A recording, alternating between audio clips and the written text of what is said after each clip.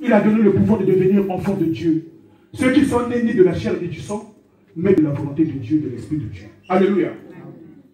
Donc nous sommes devenus des nouvelles créatures. Quand on devient une nouvelle créature, ça veut dire que les choses anciennes sont passées. Si les choses anciennes sont passées, toutes les choses deviennent nouvelles. Maintenant, pose-toi la question, qu'est-ce qui est devenu nouvelle en toi? Quelles sont les choses qui sont devenues nouvelles dans nos vies? Quelqu'un avec moi? Amen. Quelles sont les choses qui sont devenues nouvelles en nous? La Bible nous incite à imiter Jésus. Jésus est notre modèle par excellence. Les jeunes filles ou les mamans, vous faites les gâteaux, non? Vous ne faites pas les gâteaux. Vous utilisez quoi? Les moules. Les moules, non? Un moule. On dit un moule. C'est pas ça? Vous mettez quoi dans le moule? Et le gâteau, quand ça sort, ça prend la forme de quoi? Du moule. Le gâteau, quand on prend la pâte, on met dans le moule, on met au four. Quand ça sort, quand on retire le gâteau, il prend quelle forme? Jésus-Christ est notre moule à nous. Alléluia. Nous devons nous identifier à la vie de Jésus. Notre vie à nous, c'est la pâte. Qui doit s'identifier à la vie de Jésus, qui est notre moule. Alléluia. Et quand notre vie à nous est en Jésus, ce qui revient à dire, nous prenons la forme de Jésus. Si nous n'arrivons pas à prendre la forme de Jésus, c'est que notre vie est ailleurs. Notre vie est loin de la vie de Jésus. La vie de Jésus en nous, c'est cet esprit de Dieu. Quelqu'un avec moi? Amen. Alléluia. Amen. Nous n'avons pas assez de temps.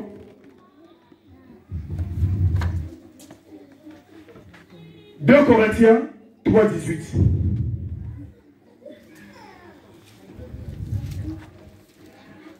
Nous lisons la parole du Seigneur.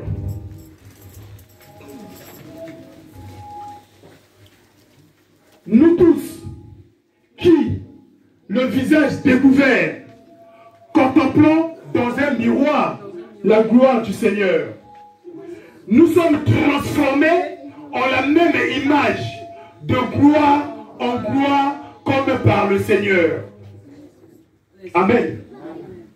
Bien-aimés, quand nous nous donnons corps, âme et esprit au Seigneur Jésus-Christ, quand nous communions avec le Seigneur nuit et jour, quand nous entretenons une relation particulière avec Jésus, quand nous passons du temps, beaucoup de temps, dans sa présence, du jour au jour, nous commençons à nous transformer. Nous commençons à devenir semblables à l'image du Fils. C'est là la volonté de Dieu.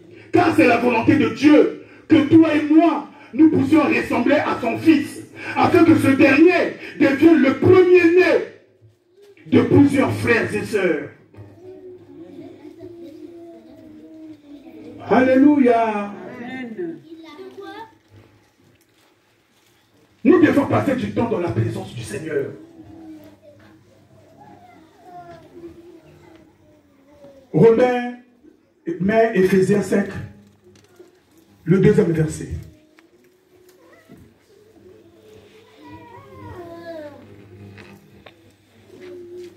Non seulement nous devons imiter Dieu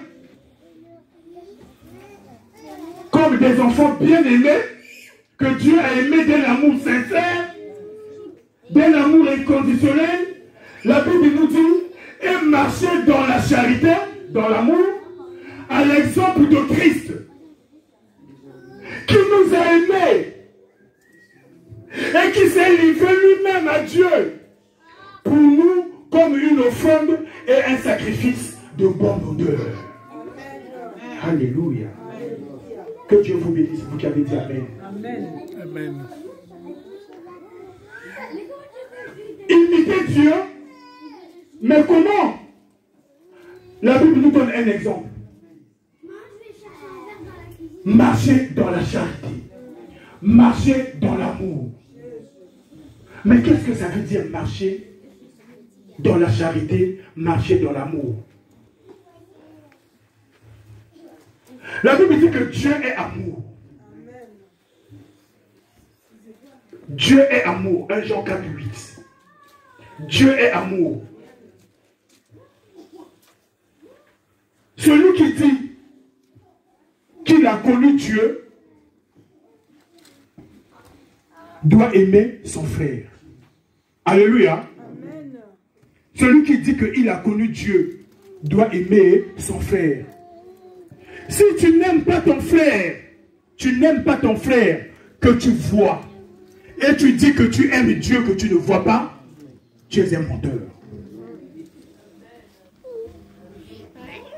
Tu es un menteur.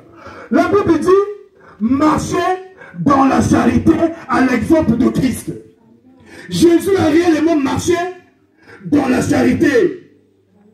Jésus n'a pas cherché son propre intérêt. Jésus ne s'est pas regardé lui-même, mais Jésus a regardé à l'autre. Jésus a eu de la compassion pas pour lui-même, mais Jésus a eu de la compassion pour l'autre. Jésus n'a pas donné sa vie pour lui-même, mais Jésus a donné sa vie pour l'autre. Jésus, alléluia, marchait dans la charité, dans l'amour. Et ce n'est pas n'importe quel amour, c'est l'amour de Dieu. Alléluia. La Bible dit, or l'expérience ne trompe pas, car l'amour de Dieu a été déversé dans nos cœurs par le Saint-Esprit de Dieu que nous avons reçu. Si réellement nous sommes enfants de Dieu, si réellement le Saint-Esprit de Dieu rend témoignage à notre esprit que nous sommes enfants de Dieu, c'est que nous avons l'amour de Dieu en nous. Cet amour doit nous inciter à marcher comme Jésus a marché. Ce n'est pas par notre propre force, ce n'est pas par notre propre intelligence, ce n'est pas par notre propre sagesse, mais c'est l'Esprit de Dieu qui nous conduit. Amen. Celui qui a connu Christ est rempli de l'amour de Dieu. Et celui qui est rempli de l'amour de Dieu, il accomplit les bonnes œuvres. Non pas pour lui, mais pour autrui. Le commandement nouveau, que les gens croyaient que c'est le commandement nouveau. Mais l'apôtre Jean dit, mais non, ce n'est pas le commandement nouveau, c'est un commandement ancien. Alléluia. Tu dois aimer ton prochain comme toi-même.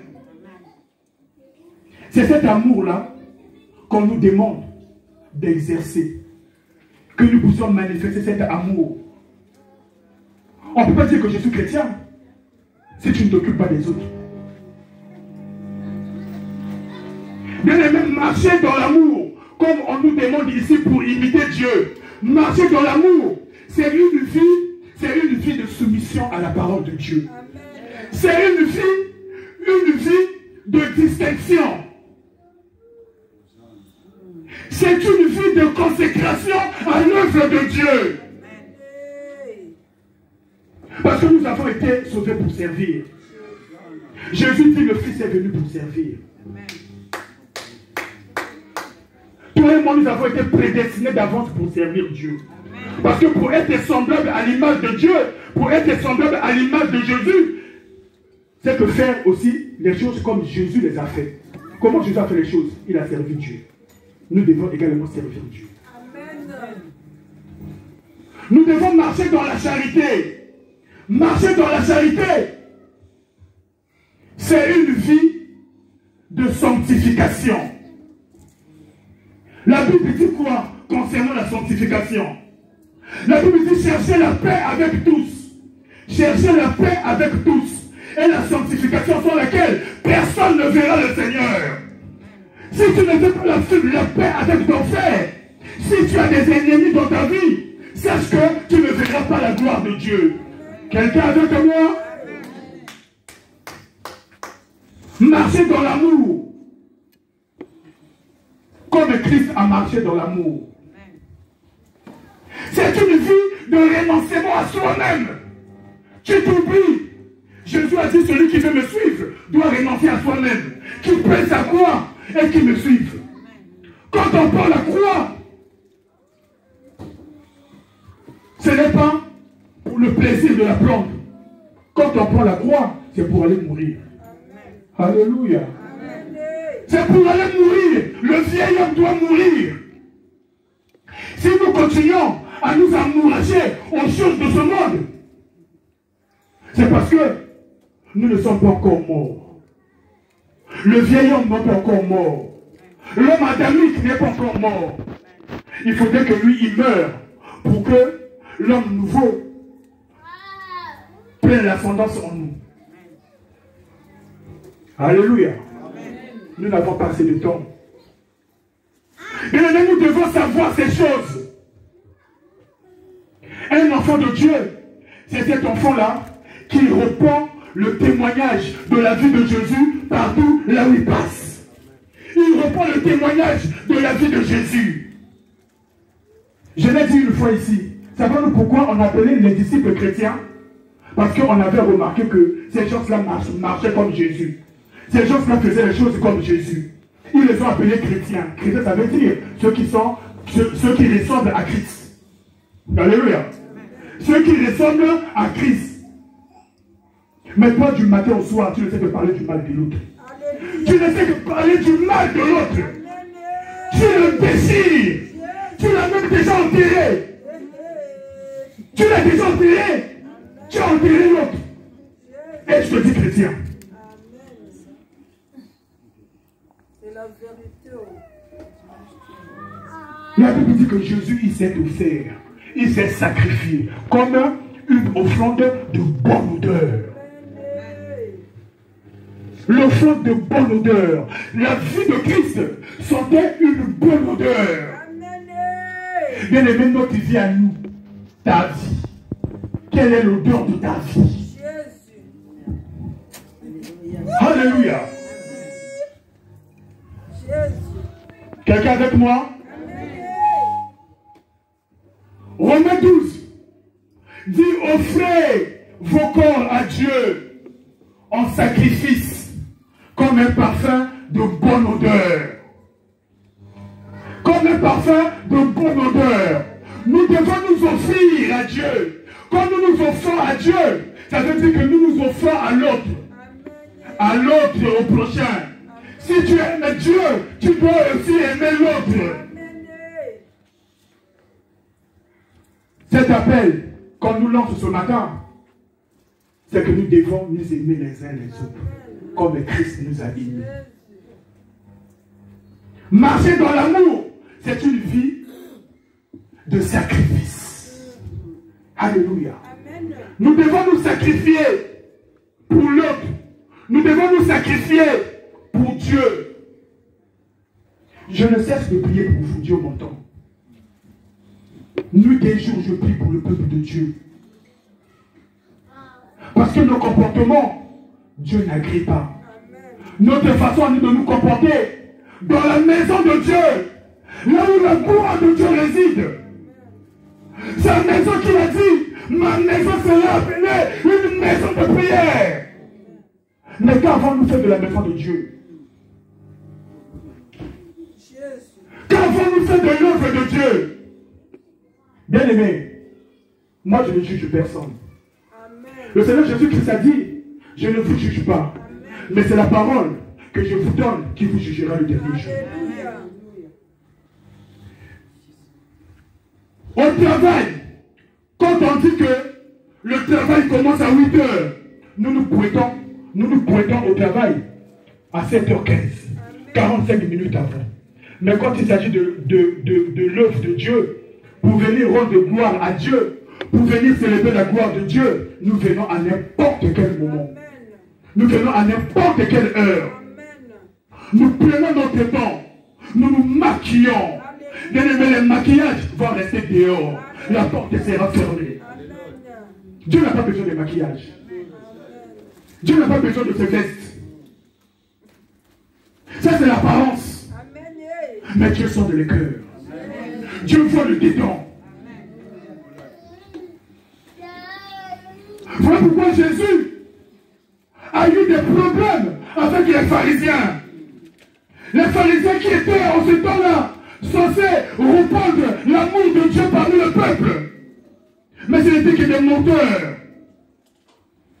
Ils s'identifiaient au monde dans lequel ils vivaient. Mais quand Jésus est venu, ils ne l'ont pas reconnu.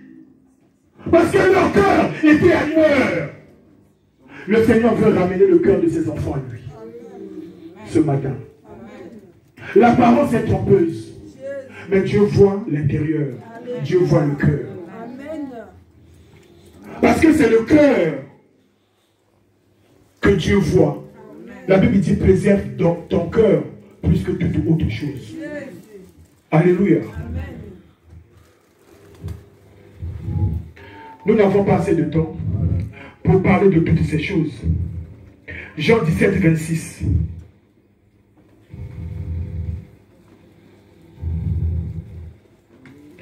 Jean 17, 26.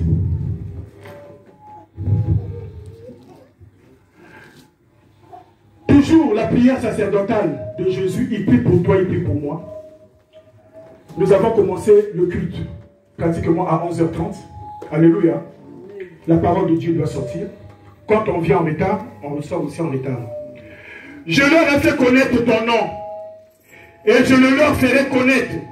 Afin que l'amour dont tu m'as aimé soit en eux et que je sois en toi. Elle est forte cette parole. Alléluia. Amen. Jésus prie pour toi, il prie pour moi. Il demande à son Père que l'amour que lui, Dieu, a aimé Jésus, que cet amour soit en nous. Bien aimé, est-ce que nous nous représentons ce que cela représente? L'amour que Dieu a pour son Fils, que cet amour soit en nous. Et que Jésus également soit en nous. Alléluia. L'amour de Dieu en nous, bien aimé. Nous devons marcher dans l'amour.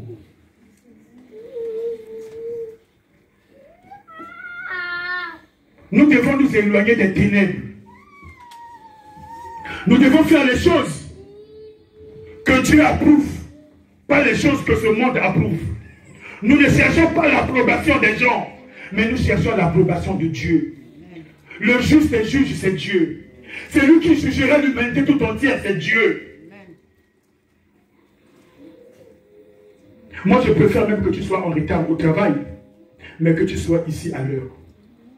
Alléluia. Amen. Ton travail, tôt ou tard, tu le perdras. Alléluia. Amen. Mais Dieu, si tu le perds, tu vas droit en enfer. Amen. Ton travail, tu le perdras, mais tu le retrouveras. Parce que si Dieu est pour toi, qui sera contre toi? Amen. Il s'appelle Jéhovah Jireh, celui qui est pour vous. Celui qui ne délaisse point et qui n'abandonne point. Celui qui honore Dieu, Dieu l'honore. Celui qui travaille pour Dieu, Dieu travaille pour lui. Amen. Nous devons savoir ces choses. Mon peuple périt parce qu'il lui manque la connaissance. Alléluia. Jésus a demandé que l'amour que le Père a porté pour lui, que cet amour soit en nous. Mais nous, que faisons-nous de l'amour de Dieu? Cet amour qui est en nous, que faisons-nous de cet amour? Jean 13 dit quoi? Jean 13 dit que l'amour ne cherche pas son propre intérêt, mais il cherche l'intérêt de l'autre.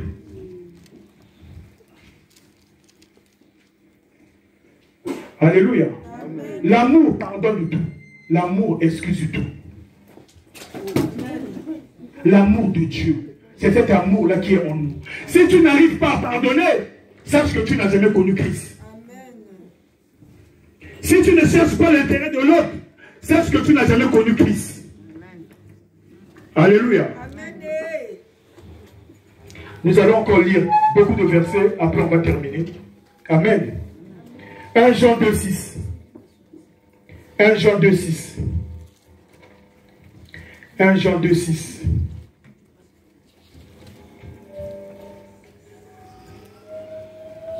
Celui qui dit que Dieu demeure en lui doit marcher aussi comme il a marché lui-même. Celui qui dit que Christ habite en lui. Le Saint-Esprit de Dieu habite en lui. Il doit marcher également comme Christ a marché. Alléluia. Christ a marché dans l'amour. Amen. Jésus est notre exemple. Nous devons aimer les autres. Amen. Celui qui aime l'autre, il va éviter que l'autre puisse aller en enfer. Moi, ça m'a surpris. Les gens viennent fêter ici. La salle est tellement petite. Mais il y a beaucoup de gens. Quand on parle de fête, les gens viennent s'entasser. Alléluia. Amen. Mais quand on parle de venir glorifier le Seigneur, les gens viennent à compte-goutte. Parce que la porte qui mène à l'enfer est tellement large. Alléluia. Large. Nombreux sont ceux qui passent par là. Mais la porte qui mène au paradis, à la vie éternelle. Alléluia. Bien aimé, nous devons aimer ces gens-là. Nous devons aller vers eux. Nous devons aller leur prêcher la bonne nouvelle du salut. L'amour de Dieu en nous doit nous inciter à aller vers ceux qui souffrent, à aller vers ceux qui ont besoin d'aide. Nous avons quelque chose en nous pour sauver quelqu'un. Nous avons quelque chose en nous pour aider quelqu'un. Dieu a placé en nous des talents, des dons. Il a mis des capacités. Alléluia. Nous allons nous lever.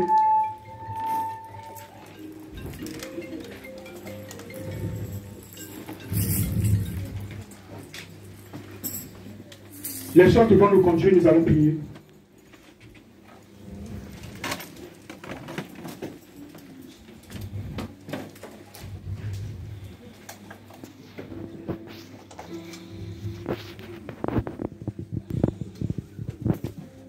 Avant de commencer à prier, nous allons lire Philippiens.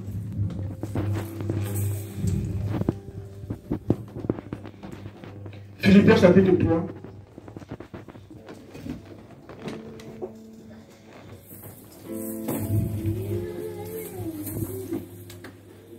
Philippiens 2.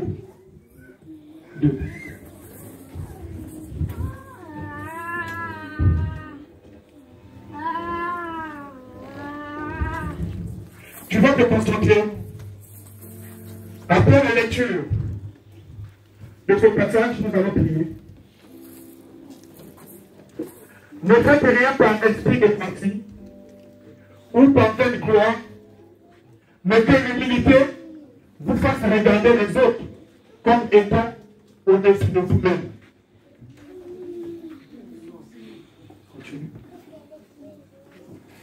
Que chacun de vous, au lieu de considérer ses propres intérêts, considère aussi ceux des autres. Ayez en vous les sentiments qui étaient en Jésus-Christ, lequel, existant en forme de Dieu, n'a point regardé comme une proie à arracher d'être égal avec Dieu, mais s'est dépouillé lui-même, en prenant une forme de serviteur, en devenant semblable aux hommes, et ayant paru comme un simple homme. Il s'est humilié lui-même, se rendant obéissant jusqu'à la mort, même jusqu'à la mort de la croix. C'est pourquoi aussi Dieu l'a souverainement élevé et lui a donné le nom qui est au-dessus de tout nom. Bien-aimé, le secret de l'élévation, c'est une vie de soumission. Le secret de l'élévation, c'est une vie de consécration à Dieu. Le secret de l'élévation, c'est une vie de sanctification. Le secret de l'élévation, c'est une vie de sacrifice.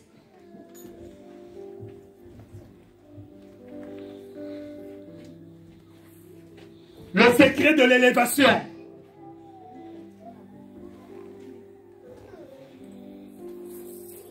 c'est une vie